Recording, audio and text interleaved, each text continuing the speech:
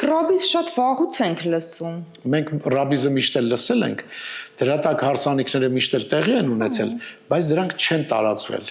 Դրանք ռադիոյով չեն հնչել, դրանք չեն հնչել հեռուստատեսությամբ, հնչել են մահալի կողքը, հարսանիքներում, քեֆ ուրախություններին, իսկ երբ որ համերգասրահներում այսօր հնչում դա, եւ էլի թող հնչի համերգասրահում, ոչ մեկ չի կարող որևէ մեկին արգելել, քանի որ այդ երգիչը ունի իր հանդիսատեսը եւ դահլիճն էլ որևէ մեկի սեփականությունը չի կարող են այդ դահլիճում հավաքվել իրանց համերգը տալ իր հանդիսատեսն էլ հավաքվի լսի դահլիճները համերգի համար են վերջապես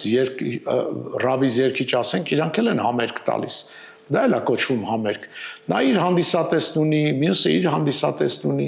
մյուս երգիչը կամ երաժիշտ ամեն մեկը իր հանդիսատեսն ունի բայց երբ որ դրանք սկսում են ռոպագանդվել տարածվել դա է ամենակ վրդովեցուցիչը որ այս երեխեքը պետք է լավը լսեն